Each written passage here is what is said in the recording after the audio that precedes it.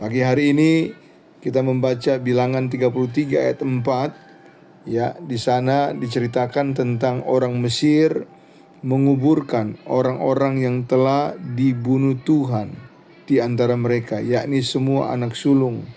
Jadi kita tahu bersama-sama kisah itu ketika orang Israel keluar dari Mesir, semua anak sulung orang Mesir, mulai dari hamba sampai Firaun, anak Firaun mati.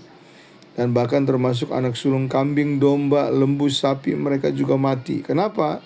Karena malam itu ada berjalan malaikat maut membunuh semua anak-anak sulung itu, karena Firaun mengeraskan hati, tidak mau membiarkan orang Israel pergi beribadah kepada Tuhan.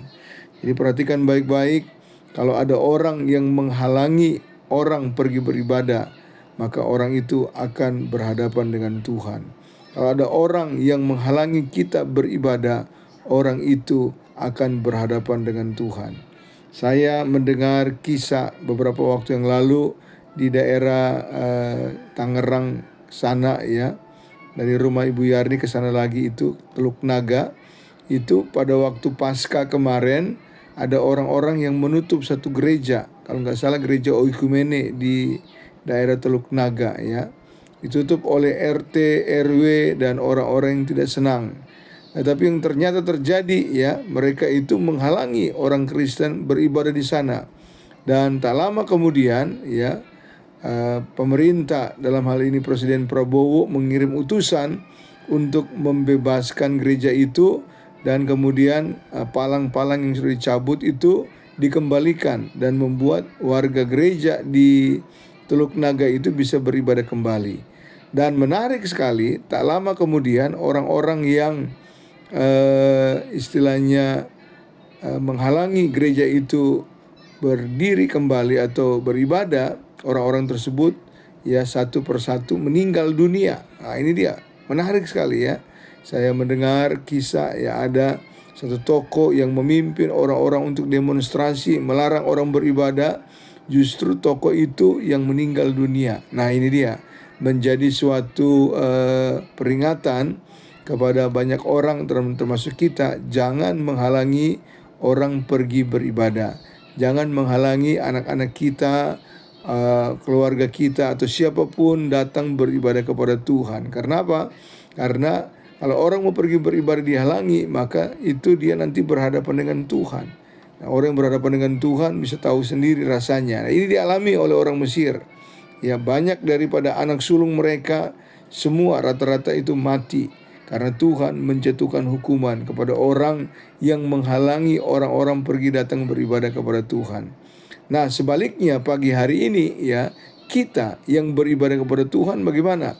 Kalau orang menghalangi beribadah itu diberi hukuman, artinya sebaliknya kita yang beribadah kepada Tuhan berarti bukan hukuman yang kita terima, melainkan berkat, pertolongan Tuhan, anugerah Tuhan. Itu sebabnya kita rajin-rajinlah beribadah kepada Tuhan, rajin-rajinlah mencari Tuhan. Ya, karena ada banyak orang-orang itu menghalangi kita beribadah kepada Tuhan. Ada banyak orang-orang itu mengalihkan fokus kita kepada Tuhan. Ada banyak persoalan masalah itu menghalangi mata kita untuk terus memandang Tuhan. Ada banyak kegiatan-kegiatan dalam hidup kita yang menghalangi kita datang mencari Tuhan. Tapi kita tahu bersama, orang yang mencari Tuhan, beribadah kepada Tuhan, makanannya diberkati, minumannya diberkati, dan penyakitnya dilalukan. Nah itu dia saudara ya. Kalau orang yang menghalangi orang pergi beribadah itu dihukum oleh Tuhan, Firaun dan orang Mesir. Dan sebaliknya orang yang mencari Tuhan, orang yang datang beribadah kepada Tuhan, orang-orang demikianlah yang diberkati Tuhan. Orang-orang demikianlah yang ditolong oleh Tuhan. Jadi kita semua yang pagi ini datang kepada Tuhan, berdoa pagi di rumah masing-masing, mencari Tuhan bersama-sama seperti pagi ini, saudara terima berkat Tuhan, saudara terima anugerah Tuhan, kelimpahan dari Tuhan. Karena Tuhan itu baik, senantiasa menolong kita.